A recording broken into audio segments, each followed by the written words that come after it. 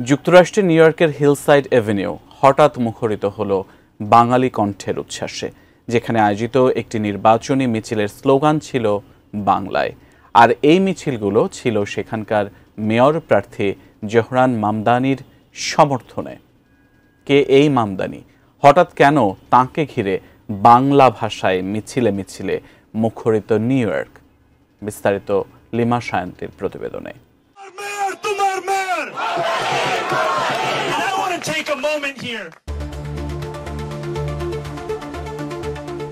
আমার মেয়র তোমার মেয়র মামদানি মামদানি দৃশ্যটি বাংলাদেশের কোনো নির্বাচনের নয়, নিউ ইয়র্কের মেয়র প্রার্থী মামদানির প্রচারণার দৃশ্য এটি। নিউ ইয়র্কের মেয়র নির্বাচনকে কেন্দ্র করেই হয়েছে এই মিছিল।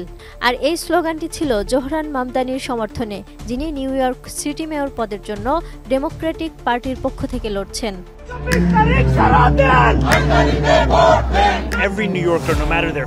জোহরান মামদানি একজন উগান্ডান আমেরিকান রাজনীতিবিদ। তিনি নিউ ইয়র্ক স্টেট অ্যাসেম্বলির সদস্য। মামদানি মূলত কুইন্সের অ্যাস্টোরিয়া এলাকার প্রতিনিধিত্ব করেন। তাছাড়াও একটি বড় চমক হলো তার মা ভারতীয় বংশোদ্ভূত এবং একজন চলচ্চিত্র পরিচালক, যার নাম মীরা নায়ার।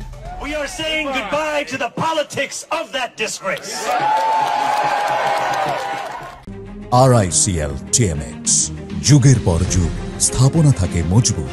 নির্বাচনী প্রচারণার অংশ হিসেবে নিউ ইয়র্কের বাঙালি অধ্যুষিত এলাকায় তার সমর্থনে মিছিল ও সমাবেশ করা হয়। সেই মিছিলেই বাঙালি সম্প্রদায়ের মানুষেরা বাংলায় এই স্লোগানটি দেন। স্লোগানটি অত্যন্ত সরাসরি এবং এর মাধ্যমে জোহরান মামদানিকে সেখানকার স্থানীয় বাঙালি সম্প্রদায়ের নিজেদের প্রার্থী হিসেবে তুলে ধরা হয়েছে।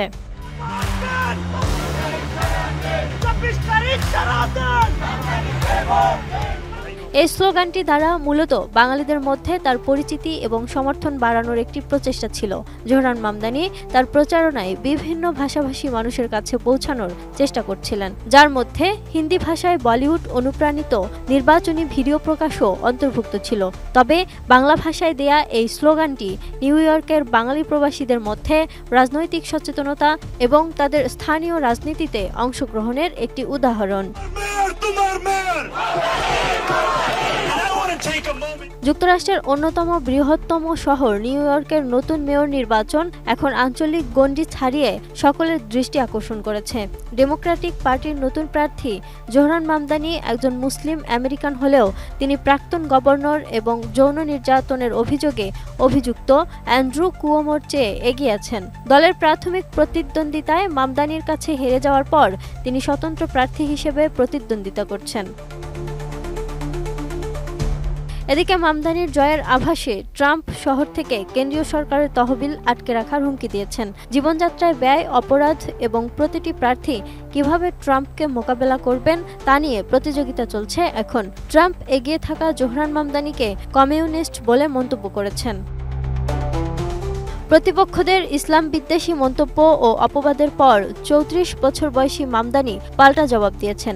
তিনি রিপাবলিকান ও ডেমোক্র্যাট উভয় দলকেই সমালোচনা করেছেন। মামদানি বলেন, আমাদের শহরে মুসলমানদের বিরুদ্ধে বিদ্বেষ এখন এতটাই সাধারণ হয়ে গেছে যে তা ভয়ানকভাবে ছড়িয়ে পড়েছে।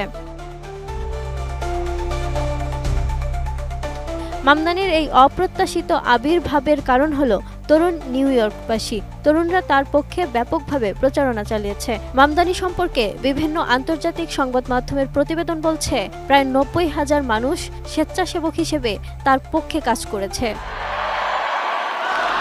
Lima Sayanti, 18 news.